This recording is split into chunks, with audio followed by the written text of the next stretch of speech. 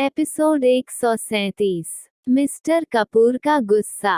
पिछले एपिसोड में आपने सुना कि किस तरह रूहानी सभी डॉक्टरों को अच्छा सबक सिखाती है और दूसरी तरफ मयंक और रेहान किया को रास्ट करने के लिए ले जाते हैं। अब आगे रेहान की नज़र जब किया पर पड़ती है तो वो देखता है कि किया को नींद नहीं आ रही है। मयंक भी किया की सिचुएशन अच्छे से समझ रहा था।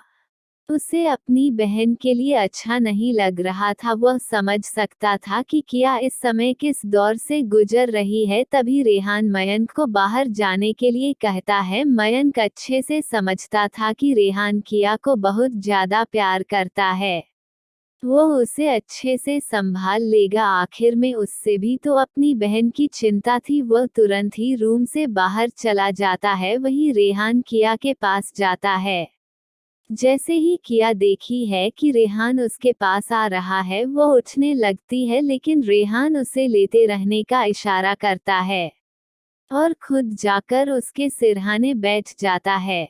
वह धीरे धीरे किया के सर पर हाथ फेरने लगता है और प्यार से कहता है कि मैं हूं ना तुम्हारे पास, तुम्हें टेंशन लेने की कोई जरूरत नहीं है। मैंने दादाजी के लिए वहां पर अपने कुछ गार्ड छोड़ रखे हैं। वह पल पल की खबर मुझे देते रहेंगे, इसलिए तुम बिना टेंशन के थोड़ी सी नींद ले लो, वरना तुम्हारी तबीयत खराब हो जाएगी और मैं नहीं चाहता कि मेरी एंजल बीमार पड़े। रेहान के इस प्यार भरे शब्दों को सुनकर किया के होठों पर मुस्कुराहट आ जाती है कि आप उसे कुछ नहीं रहती, बस अपनी आंखें बंद कर लेती है। इस समय उसे बहुत अपनापन महसूस हो रहा था। रेहान को अपनी इस तरह से केयर करता देखकर उसे अच्छा लग रहा था।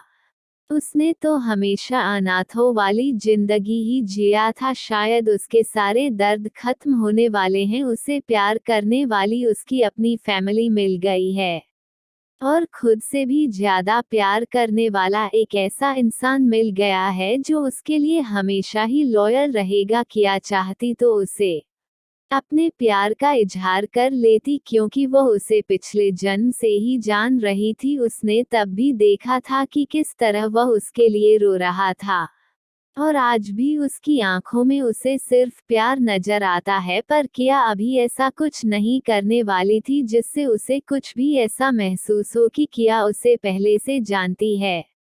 किया रेहान के साथ खुद को महफूज समझती थी। वही मयंक भी चाहता था कि उसकी बहन रेहान के साथ कुछ वक्त बिताए। कि मयंक को अच्छे से पता था कि रेहान अपनी एंजल को कभी भी छोड़ने वाला नहीं है। किया चाहे या ना चाहे उसे रेहान के साथ रहना ही पड़ेगा, इसलिए वह चाहता था कि उसकी बहन भी रेहान को अच्छे से समझ ले, जिससे आगे उसे कोई दिक्कत ना हो। पर उसे बेचारे को क्या पता था, किया तो उसे पिछले जन्म से ही जानती है।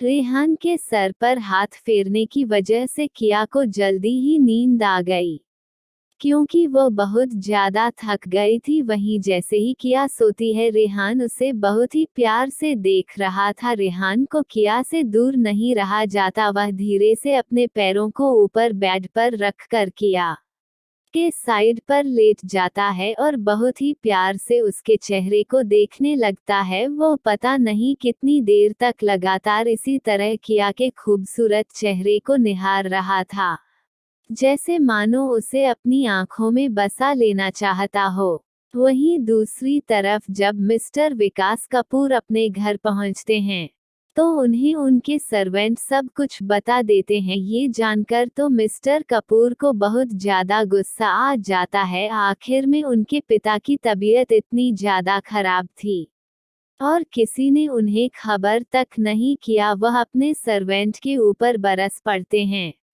वो एक एक कर सभी सर्वेंट को डांट रहे थे। तभी वहां पर सिया कपूर पहुंच जाती है। वह इस समय अपनी किटी पार्टी एंजॉय करके आ रही थी और बहुत ही खुश लग रही थी। जैसे ही वह घर के अंदर एंट्री करती है, वहां का माहौल देखकर बिल्कुल चुप हो जाती है। जो कुछ देर पहले वह होठों पर बड़ी मुस्कुराहट लिए गाने गुनगुनाते हुए अंदर आ रही थी, अब वहां का माहौल देखकर उसके होंठ तो बिल्कुल चिपक जाते हैं। उसके मुंह से तो आवाज ही नहीं निकल रही थी। उसे समझ नहीं आ रहा था कि आखिर में यहाँ हुआ क्या और विकास इस तरह क्यों सब पर गुस्सा कर रहा है। वह धीरे धीरे डरते हुए विकास के पास जाती है और उसे पूछता है कि क्या हुआ, आप इस तरह सब पर गुस्सा क्यों कर रहे हैं, क्या कुछ हो गया है। उसकी बातों को सुनकर मिस्टर कपूर गुस्से से उसकी तरफ देखकर कहते हैं कि तुम्हें अपनी किटी पार्टी से फुर्सत मिले तब तो तुम्हें पता चले कि हुआ क्या है। दिन भर पार्टी करती हो या फिर क्लब जाकर दारू चढ़ती हो, इसके अलावा भी तुम्हारे पास कोई काम है। और तुमने पापा जी की हेल्प के लिए जो नौकर रख गए थे उन्हें उनके रूम में जाने से मना क्यों किया। तुम्हें पता है आज पापा जी की तबीयत बहुत ज्यादा खराब हो गई थी, अगर किया वक्त पर ना पहुंचती तो हम पापा जी को खो देते। उसकी बातों को सुनकर सिया कपूर को तो जैसे कोई फर्क ही नहीं पड़ता। वह नॉर्मल होते हुए कहती है कि इसमें इतना चिल्लाने की क्या बात है, इसी के लिए तुमने पूरा घर सर पर उठा रखा है। अरे पापा जी बीमार हैं, बूढ़े भी तो हो गए हैं, आज नहीं तो कल उन्हें मारना ही तो है। सिया के मुंह से इतनी बात ही निकली थी कि मिस्टर कपूर जोर से चिल्लाते हुए कहते हैं अपनी जबान पर लगाम दो, तुम इस तरह से कैसे सोच सकती हो। मैंने तुम्हें कहा था कि पापा की अच्छे से देखभाल करना, उन्हें किसी तरह की तकलीफ नहीं होनी चाहिए, पर तुम मेरी बात समझती ही कहाँ हो। सारे सर्वेंट जो अभी तक मिस्टर कपूर के गुस्से से डर रहे थे और उन्हें भला बुरा अपने मन में कह रहे थे, अब वह सब सोचने लगते हैं कि यह कितने अच्छे बेटे हैं जो अपने पापा के बीमार होने की वजह से इतना ज्यादा डर गए हैं कि अपना होश ही खो बैठे हैं। अब उनके मन में मिस्टर कपूर के लिए सहानुभूति पैदा हो रही थी। तभी मिस्टर कपूर सभी सर्वेंट को वहां से जाने के लिए कहता है। सभी सर्वेंट चुपचाप वहां से चले जाते हैं। उसके बाद सिया कपूर तो अपने असली रंग में आ जाती है और तो मटकते हुए जाकर सोफे पर बैठ जाती है और कहती है कि मैंने तो इंतजाम कर रखा था कि बुड्ढा मर जाए, पर पता नहीं यह मरता क्यों नहीं है, पता नहीं कब मरेगा और कब मेरे सर से बोझ टलेगा। उसकी बातों को सुनते हुए मिस्टर कपूर एक जोरदार तमाचा उसकी गाल पर लगाते हैं और कहते हैं अब समझ में आया कि उनकी हालत इतनी खराब क्यों हुई, यानी यह सब कारकुनी तुम्हारी थी। तुम दुनिया की सबसे बड़ी बेवकूफ औरत हो। मिस्टर कपूर उसे सुना जा रहे थे, पर सिया तो गुस्से से मिस्टर कपूर को भरे जा रही थी, मानो वह अभी के अभी मिस्टर कपूर को मार डालेगी। आखिर में उसकी हिम्मत कैसे हुई उसे पर हाथ उठाने की। वह जोर से चिल्लाती है और कहती है कि उसे बुद्ध की वजह से तुम मुझ पर हाथ कैसे उठा सकते हो, तुम मुझसे प्यार करते थे तो कैसे आज इस तरह से मुझ पर हाथ उठा रहे हो। मिस्टर कपूर गुस्से से कहते हैं तुम्हारी बेवकूफियां की वजह से तुम पर हाथ उठाना पड़ा। बेवकूफ औरत, तुम्हें नहीं पता है पापा जी के नाम पर अभी भी कंपनी के आधे शेयर हैं। अगर पापा जी को कुछ हो जाएगा तो वह सारे शेयर या तो किया को मिल जाएगा या फिर ट्रस्ट में चला जाएगा, और उस शेयर की कीमत तो तुम्हें पता है। इतना सुना था कि सिया का मुंह तो खुला का खुला रह जाता है। उसे तो पता ही नहीं था कि पापा जी के नाम पर अभी इतनी सारी दौलत पड़ी है, वरना वह इतनी बड़ी बेवकूफ़ी कभी नहीं करती। अब वह क्या करे, उसे तो डर लगने लगता है, क्योंकि उसे अच्छे से पता था कि पापा जी के पास ज्यादा वक्त नहीं है। वह विकास को यह नहीं बता सकती थी कि उसने पापा जी को पॉइजन दे दिया है, जिसकी वजह से पापा जल्द ही इस दुनिया को अलविदा कह देंगे। अगर विकास को ये पता चला तो वह तो उसकी जान ही निकाल लेगा, क्योंकि पैसों के आगे वह किसी की नहीं सुनता। इस समय सिया को बहुत ज्यादा डर लग रहा था, वहीं मिस्टर कपूर को तो समझ नहीं आ रहा था कि वह आगे क्या करे। वह हॉस्पिटल जाकर किया को क्या सफाई देगा कि वह अपने पापा की ठीक से देखरेख भी नहीं कर सका। उसे पता था कि किया दादाजी को बहुत ज्यादा मानती है, लेकिन उसने सोचा कि छोड़ो, वह छोटी बच्ची है,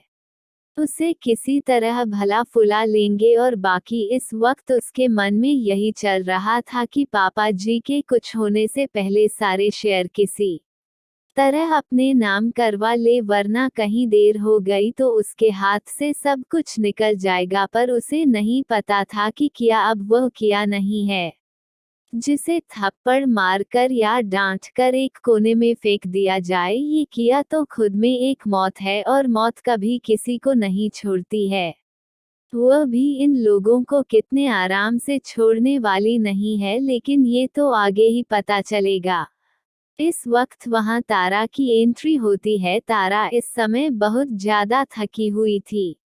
उसने अपना हुलिया तो ठीक कर लिया था, फिर भी कोई भी देखकर यह बता सकता था कि इस वक्त उसकी सिचुएशन ठीक नहीं है। तभी मिस्टर कपूर तारा की तरफ देखते हुए कहते हैं, तुम कहाँ थी? मिस्टर कपूर की तेज आवाज सुनकर तारा एक पल अपनी जगह पर ही रुक जाती है, पर वह बिना उनकी ओर देखे रहती है कि अपने दोस्तों के साथ थी। कल एक पार्टी थी, उसी में गई थी। उसके पापा उसे कहते हैं कि दिन भर तुम माँ बेटी को पार्टी करने से कभी फुर्सत नहीं मिलती है। यहाँ मैं एक हूँ कि दिन रात कमाने के पीछे लगा रहता हूँ कि तुम्हारे ऐसो आराम को किस तरह से पूरा करो, पर तुम लोगों के तो ऐसो आराम खत्म होने के नाम ही नहीं लेते। तो मिस्टर कपूर आप क्या करेंगे? क्या वह तारा के ऊपर भी अपना गुस्सा निकलेंगे या वह तारा को माफ कर देंगे? चलिए सुनते हैं अपने नेक्स्ट एपिसोड में।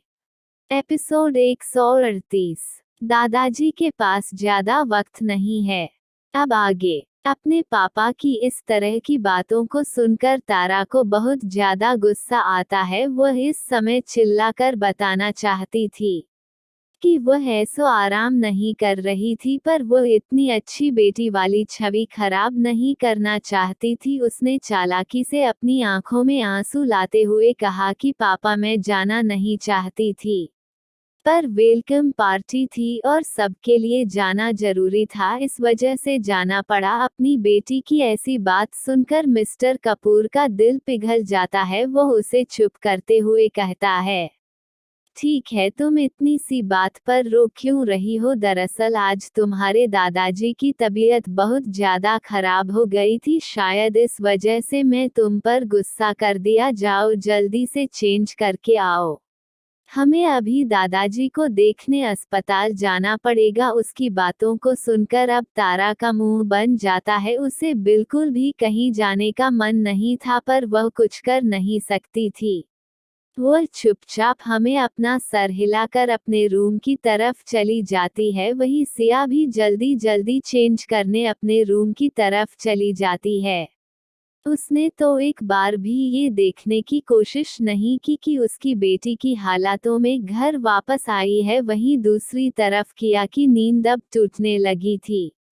जैसे ही किया ने धीरे धीरे अपनी आंखें खोली, अपने सामने उसे रेहान का प्यारा सा चेहरा दिखाई पड़ा। रेहान बिल्कुल किया के सामने लेटा हुआ था, दोनों का मुंह एक ही तरफ था। किया रेहान को पहली बार अपने इतने पास देख रही थी। इस समय रेहान की आंखें बंद थी, उसकी बड़ी बड़ी पलकें, उसका खूबसूरत सा चेहरा बिल्कुल किसी मासूम बच्चे की तरह लग रहा था। वह किसी छोटे से बच्चों की तरह सो रहा था, जिसके चेहरे पर भर भर के मासूमियत झलक रही थी। रेहान किया को इसी तरह देखते देखते सो गया था। उसे तो पता भी नहीं चला कि कब उसकी नींद लग गई और अब काफी देर हो गई थी।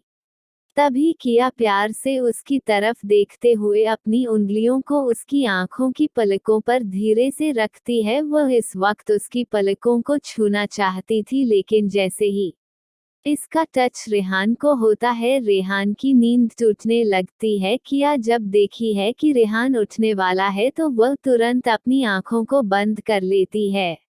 रेहान धीरे धीरे अपनी आंखों को खोलता है। जैसे ही वह अपनी आंखों को खोलता है तो उसके सामने किया का प्यारा सा चेहरा था, जिसे देखकर रेहान के होठों पर बड़ी सी मुस्कुराहट आ जाती है। और वह मन ही मन सोचता है कि काश उसकी जिंदगी में ये सुकून भरा पल रोज आए, और जब वह अपनी आंखें खोले तो उसकी एंजल का चेहरा उसके सामने इसी तरह से हो। ये सोचते हुए वह किया के माथे को चूम लेता है और प्यार से उसे देखने लगता है। उसका बस चले तो वह पूरी जिंदगी उसे इसी तरह देखता रहे। थोड़ी देर इसी तरह बीत जाने के बाद किया देखती है कि रेहान तो अपनी जगह से हिल भी नहीं रहा है। उसे समझ आ जाता है कि रेहान उठने वाला नहीं है, तो वह खुद ही अपनी आंखों को धीरे से खोल देती है। रेहान जैसे ही किया को जागता हुआ देखा है, वह जल्दी से उठकर बैठ जाता है। वह नहीं चाहता था कि उसकी एंजल उसे किसी तरह से गलत समझे, लेकिन उसे क्या पता था कि उसकी एंजल ने पहले ही सब कुछ देख लिया है।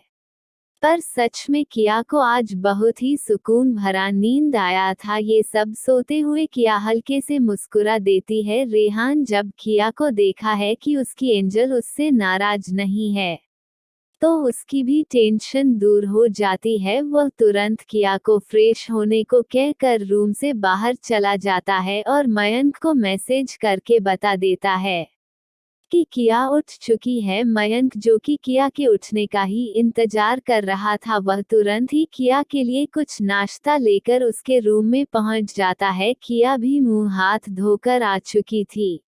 तब तक में रेहान भी आ जाता है। किया प्यार से मयंक की तरफ देखते हुए कहती है, भाई आपने आराम किया? कि इतनी फिक्र भरी बात सुनकर मयंक को बहुत अच्छा लगता है और वो उसे कहता है कि बच्चा, मैं बिल्कुल ठीक हूँ, पर तुम ठीक हो कि नहीं? किया भी हाँ में सिर हिला देती है। उसे अच्छा देखकर मयंक को भी अच्छा लगने लगता है, क्योंकि जब पहले उसने किया को देखा था तो उसका पूरा चेहरा मुरझाया हुआ था, पर अभी किया बिल्कुल फ्रेश लग रही थी।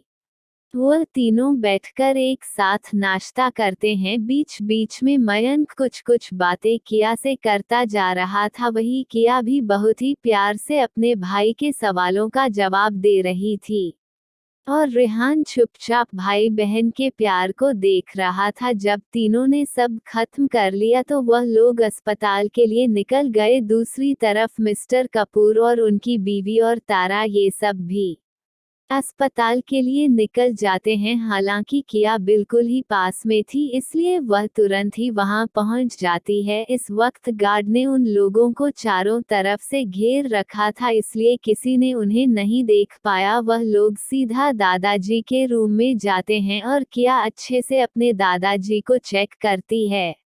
अब सब कुछ बिल्कुल ठीक था।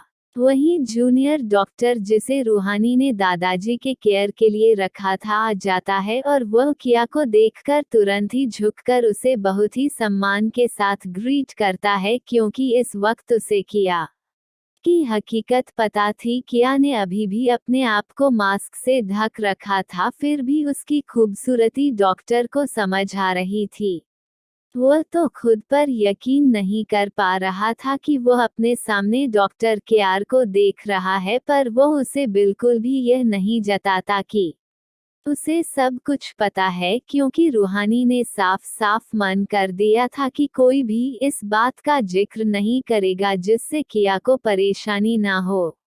डॉक्टर किया को दादाजी की ब्लड रिपोर्ट देता है, जो सर्जरी से पहले ली गई थी। किया जैसे ही सारे रिपोर्ट को पढ़ाती है, उसकी आंखें ही बड़ी हो जाती है। क्या उसके दादाजी के पास ज्यादा वक्त नहीं है? क्या उसने बहुत देर कर दी है? नहीं, ऐसा नहीं हो सकता है। पॉइजन इतनी बुरी तरह से उनके शरीर को इफेक्ट नहीं कर सकता है। उसने कुछ एंटीडोट दादाजी को दिया था, पर शायद वो उस पॉइजन के लिए काफी नहीं था। अब वो क्या करें? उसे जल्दी से जल्दी उसे हर्ब को लाना पड़ेगा, जिससे दादाजी को ठीक किया जा सके। अब वह और देर नहीं कर सकती है। किया यही सब बातें अपने मन में सोच रही थी, तभी रेहान किया से पूछता है कि एंजल, कुछ हुआ क्या? इस रिपोर्ट में ऐसा क्या लिखा है जिसे देखकर तुम इसी में खो गई हो? इतना कहकर वह किया के हाथों से रिपोर्ट को ले लेता है। और जैसे ही वह उसे रिपोर्ट को पढ़ता है उसे भी आश्चर्य होता है किया के दादाजी को पॉइजन दिया गया है और रिपोर्ट के मुताबिक उनके पास ज्यादा वक्त नहीं है। ये देखकर रेहान किया की तरफ देखने लगता है, उसे किया के लिए बहुत ज्यादा दुख हो रहा था। क्या किया अपने दादाजी को खो देगी, वह क्या करेगी। समय रेहान को किया की टेंशन होने लगती है, तभी मयंक भी रेहान से पूछता है क्या हुआ। रेहान मयंक को सारी सिचुएशन बता देता है। ये सुनकर उसे अपनी बहन के लिए बहुत ज्यादा दुख होता है। वह अच्छे से जानता था उसकी बहन दादाजी को कितना चाहती है, और हो भी क्यों ना, आखिर में वही तो एक ऐसे व्यक्ति थे जो किया से सबसे ज्यादा प्यार करते थे। वह किया के लिए क्या मायने रखते हैं ये भी उन लोगों को पता था, पर वह इस सिचुएशन में क्या कर सकते हैं। मयंक और रेहान किया के पास जाकर उसे रिलैक्स करते हैं और कहते हैं कि वह दुनिया के बड़े से बड़े डॉक्टर से दादाजी का इलाज करवाएंगे, किसी भी तरह से उनके लिए एंटीडोट खोजने की कोशिश करेंगे। पर किया को तो अच्छे से पता था कि जो वह कर सकती है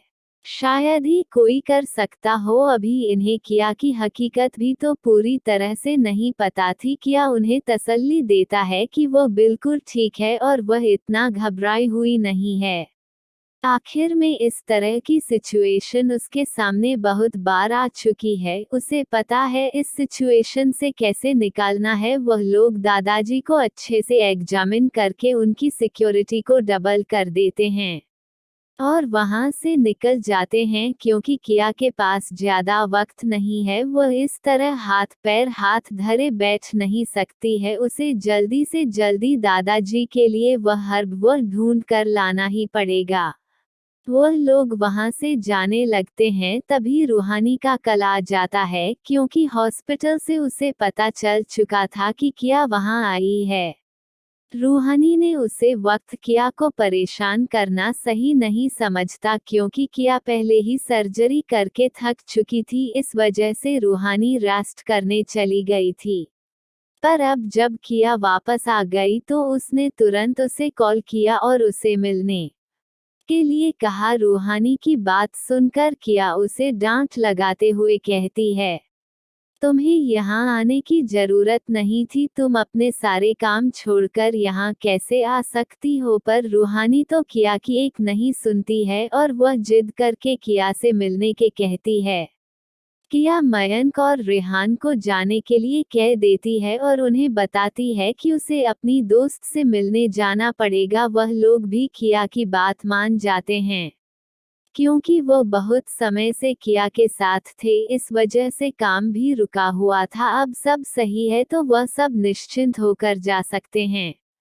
रेहान किया को समझाते हुए कहता है कि अपना ध्यान देना और एंजल खाना तो बिल्कुल भी स्किप नहीं करना, अपनी हेल्थ का पूरा ध्यान रखना। मयंक भी किया को अपना ध्यान रखने के लिए कहता है कि हम मुस्कुराकर दोनों को हाँ में जवाब देती है। वो दोनों किया की प्यारी सी मुस्कुराहट देखते ही रह जाते हैं। अब जाकर उन्हें किया के चेहरे पर मुस्कुराहट दिखाई पड़ी थी, वरना जब से वह आए थे किया का मुरझाया हुआ चेहरा देखकर उन्हें बहुत ही तकलीफ हो रही थी। वो दोनों उसे बाय करके वहां से चले जाते हैं और किया भी रूहानी से मिलने के लिए निकल जाती है। वहीं रास्ते में किया अपने सेक्रेटरी से उसे हर्ब के बारे में पता लगाने को कहती है। जहां तक उसे अंदाजा था वह उसे इंडिया में तो मिलने वाला नहीं था, पर वह जहां भी हो वह उसे ढूंढ कर ही मानेगी। तो दोस्तों, अब क्या किया उसे हर्ब को ढूंढ पाएगी, और अगर वह हर्ब उसे मिल भी गया तो वह उसे कैसे हासिल करेगी। आगे किया का सफर अब कठिन होने वाला है, पर इसी सफर में उसकी मुलाकात कुछ ऐसे लोगों से होगी जो शायद उसकी लाइफ में आने वाले हैं।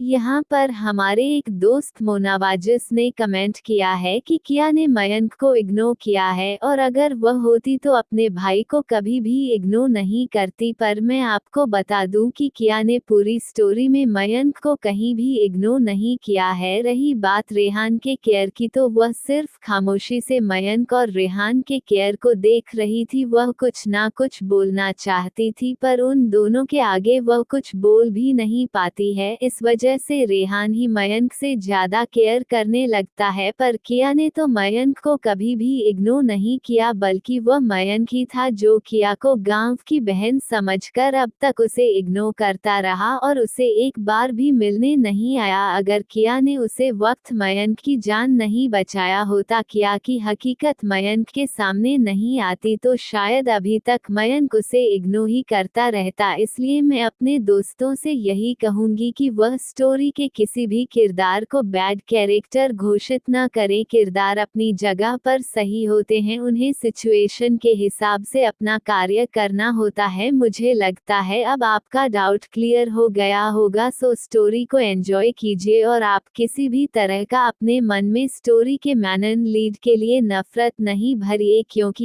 यह लोग स्टोरी की जान होते हैं और इन्हें अच्छा करना होता है। मिलते हैं आपसे नेक्स्ट एपिसोड में, तब तक के लिए आप सभी का दिल से धन्यवाद।